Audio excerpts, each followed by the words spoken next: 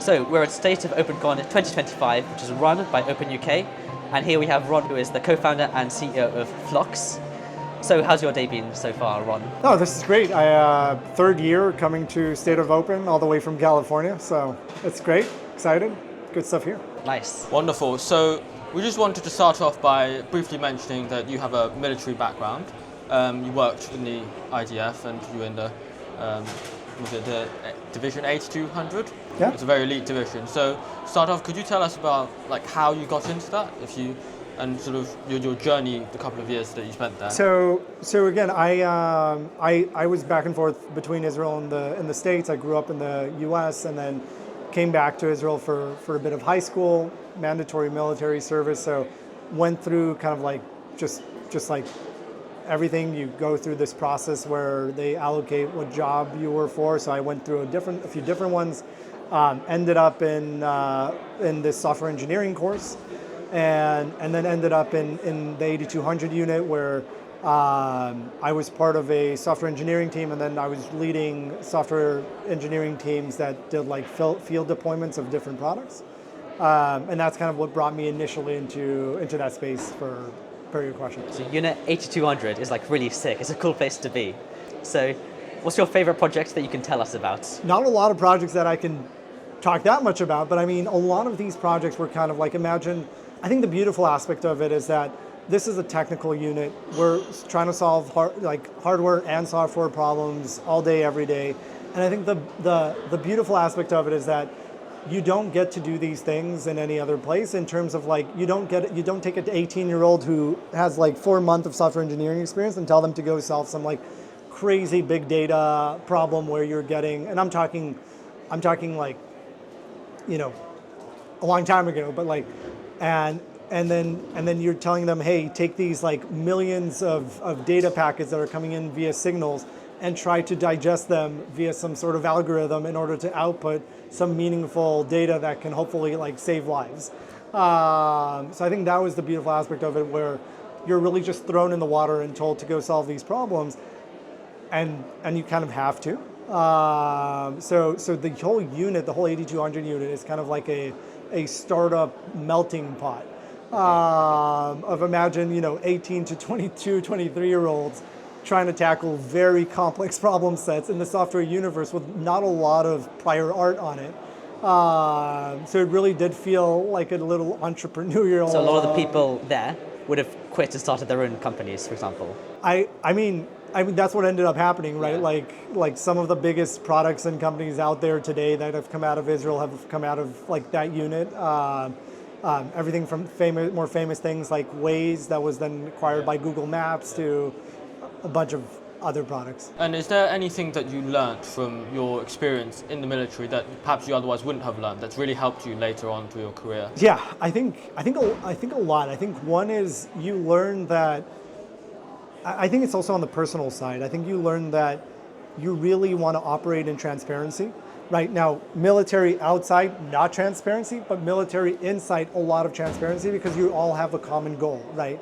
So that's how like Flox operates. That's also how Nix operates, where I don't think there's a lot of things that need to be hidden, right? My format or my way of thinking for that is like, if you're an incredible person and you're here to do incredible work, there's no reason to hide anything from you, right? If you want to know about our financials or who we're targeting or how we're doing this, or you want to be on a customer call, or you want to, whatever it is, like if you're an incredible person trying to do something incredible, like having that information is just going to make you more valuable and more impactful for the general vision of whatever project you're working on. So I think that for me was a very big one. And the second one was just, I don't know how common it is externally, but it's like age and years of experience is minimal in terms of like, I've seen 18-year-olds, like I said, with 6 months of experience do some incredible things that I think folks with 20 years might not even be able to do. So I think that was another perspective for me,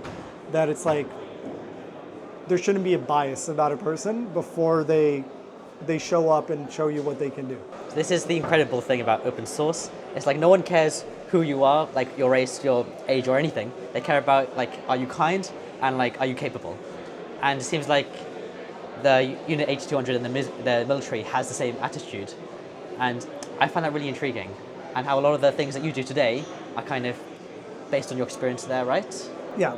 Or were you like that before that? Were you this entrepreneurial or this open before you joined the military? I mean, it's like, think about it this way: you join the military when you're like 18 in Israel, right? So what are you before? Like, Yeah.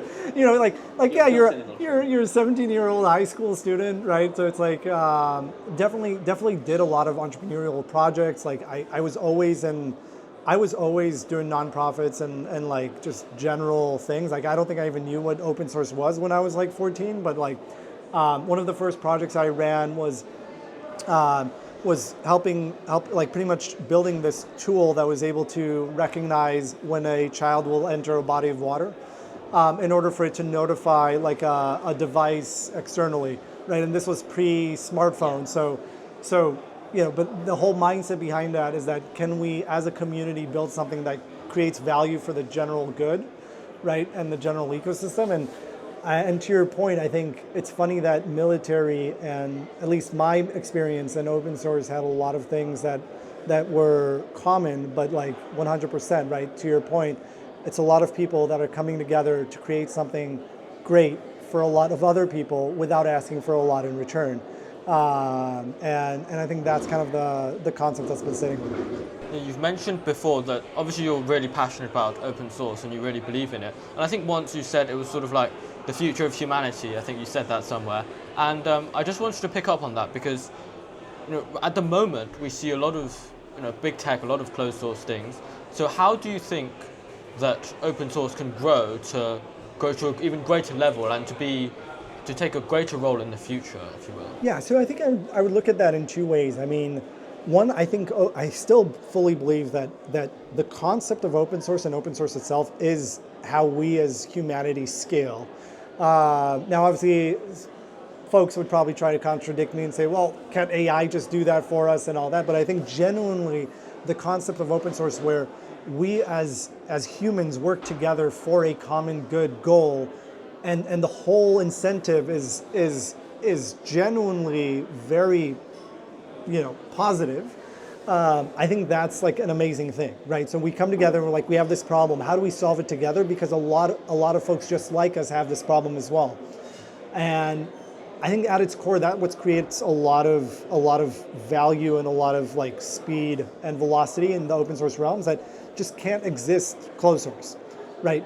I think Dan was talking earlier today about this Harvard study that said that, yeah, if one company was trying to replicate all of the open source like top projects, they would need $4 billion just to get that off the ground, which doesn't sound like a lot. It's not a lot, but then maybe there's maintenance.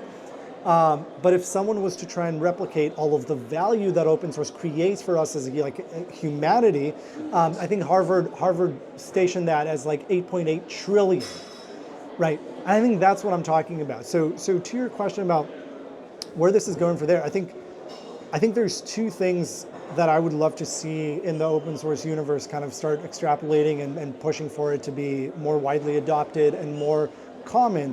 One is definitely on the regulatory side. I think we're making strides there. It's like we're now becoming, you know, open source is everywhere. Now the next phase is, can we make it official? Can we make it formal? Can we make, you know, not just the engineers of the company feel comfortable with it, but can we make the lawyers feel comfortable with it? And can we make, you know, the marketing teams and the business teams and the sales teams feel comfortable with it and understand it? And I think regulation comes into play at the government level, right? Like, how does that all work out? The other aspect is I think there is a whole question of open source being something for the common good. But at the end of the day, when for-profit companies, and obviously that's how it's supposed to be, are leveraging open source, there needs to be like a cyclical benefit motion. Like you can't just take from open source and expect for it to exist and continue existing. There has to be I'm taking, but I'm also giving back. Now, sometimes giving back is in the form of code. It's in the form of, I'll design the logo for the next conference, but also sometimes giving back can actually just be, hey, I'm supporting maintainers, I'm donating here, and thinking about the long-term sustainability of it, which is kind of what I've approached Nix with in the past year or two, and you know, called it Sustainable Nix, and how do we think about that? So on that topic, so you are the co-founder and CEO of Flox, and just before we get into this, would it be a correct statement, or would this be a good way of describing what Flox is? So Flox to Nix is what GitHub is to Git. Is that broadly accurate? I think so. Just that Flox is also open source. Yes. Yes. So very much so. The way I think about open source and the way I think about Flox, and this is the first principle that we lead with inside of the company and outside of it, is that we're not building on the side of Nix. We're building on top of Nix. And what I mean by that, and I think that's another philosophy I'd love to see more widely adopted by folks who are considering, entrepreneurship in the open source domain. It's like you can't and shouldn't compete with the open source that you rely on. Because without Nix, Flox is nothing. And without the contributors to Nix, Flox is nothing. And I don't, shy away from saying that. Not to my investors, not to our customers, not to anyone, because that's a fact. And there's a lot of companies that sometimes come and think that they should build on the side of a successful open source motion and try to feed their motion from it. It shouldn't be a zero-sum game where it's like, hey, Nix has a documentation page. I'm going to make a competing one, and I'm going to bring people into my doc so that I can sell my product because they're trying to learn Nix. Like, it shouldn't be that. Nix documentation should be Nix documentation.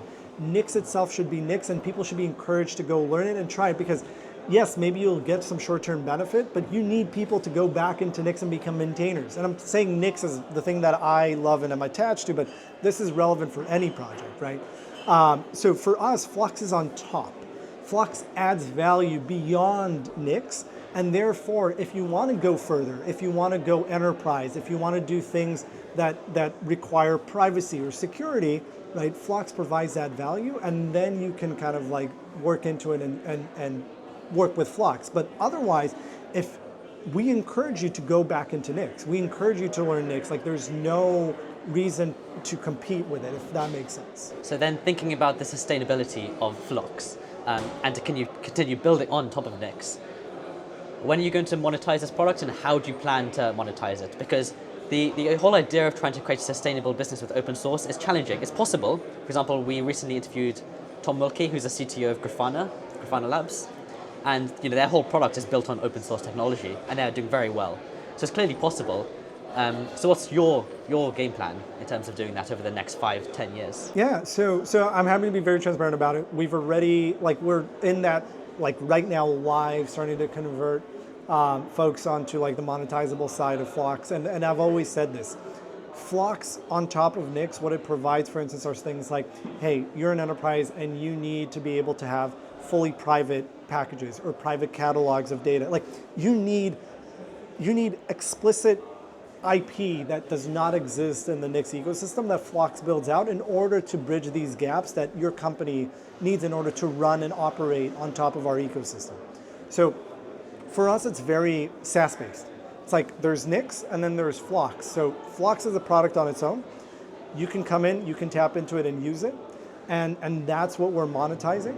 The magical thing about it, and this is maybe, hopefully not a naive ideology, but Flox has Nix escape badges so that my vision is that for every 10 engineers that are paying for Flox and using Flox on top of it, one of them at least is going to go deeper via the Nix escape badges into Nix itself and leave Flox altogether, which is kind of like a weird churn intent because I'm putting it in the product to create churn.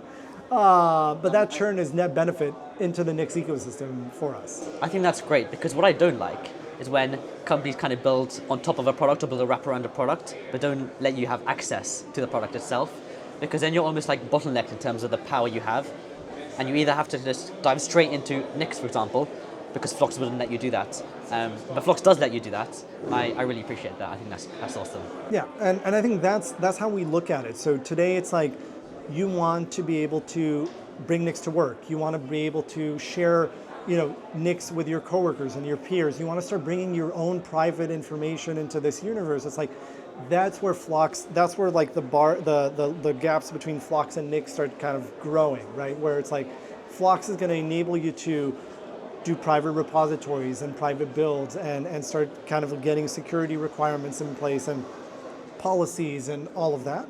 Whereas otherwise, we'd recommend you go check out Nix. And usually we do recommend you go check out Nix, but there's a lot of companies out there that are starting to use Flox and their first touch is Flox. What's amazing about it is that their second touch then becomes Nix. So We're running Planet Nix in a few weeks. Flox is like organizing and Flox is sponsoring the entire thing. There's a whole organizing group behind it.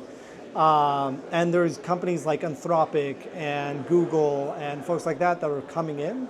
And I would love to imagine that a lot of the reason they're coming into the Nix ecosystem and expanding in the Nix ecosystem is because we've been able to serve up value through Flox as a product. And folks are now excited about the deeper rabbit hole that you can go down in with Nix. And I'm excited for that. Wonderful. And just finally, as Flox is going to grow, what measures are you taking to make sure that as your company grows bigger, makes more money, maybe takes investment, you still maintain the community and maintain the original sort of motive of why you started the company? So that's a really wide question. I think it happens everywhere. I think maybe that's also another mini example of how we're able to sustain it.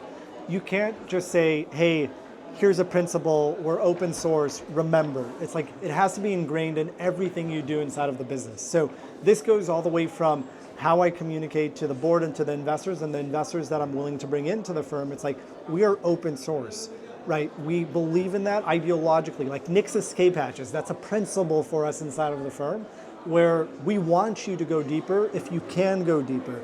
I think the other side of, to your question about as we grow, not forgetting about the base, because I'm assuming you're also asking this because there's a lot of companies that feels like they forgot about the base.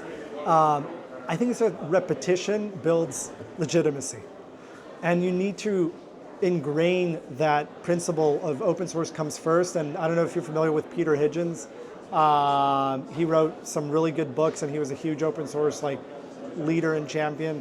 One of my favorite quotes from him is that it's community before code, right? And it's like, and that's why I stated very bluntly at the beginning, without Nix, without the community around Nix, without all the individuals contributing and making this happen, there is nothing above it. There is nothing beyond it. How do you find the people who share this philosophy with you? Because I imagine it's really difficult to find people who are aligned with Flox and the culture you're trying to build. So how? I mean, I genuinely, a lot of the folks we initially hired into the team came from the Nix community, so maybe that baseline was just organically created. So the folks, the person that created the first Nix convention ever, a decade ago, is one of our engineers. Our first engineering hire is now part of the steering committee for Nix and one of the longest time contributors to Nix. So there's a lot of just culture ingrained at the base level of the company as well. Wonderful. Should we wrap up? Yeah. So again, we have a lot of announcements coming up in 2025. We're going a lot deeper into build ecosystems, security ecosystems, and a bunch of AI example and use cases from customers that are starting to use Flox and Nix as a baseline for models and hardware deployments and stuff like that. So, definitely check flox.dev out, nixos.org out. That's where we live. That's where we exist. And if anyone's interested, I don't know if this is going to come out before or after, but Planet Nix is happening in March. We're, again, same concept about community. Flox is sponsoring it, so we're giving away booth space to open source projects, open source communities, contributors that want to just talk about whatever they're building and build a community around it. So looking forward to that, and thank you guys for hosting. Awesome. Wonderful. Thank you very much. And we'll put all the links in the description down below. And this will be out before March. So if you're interested in going to Planet Nix, then feel free to go.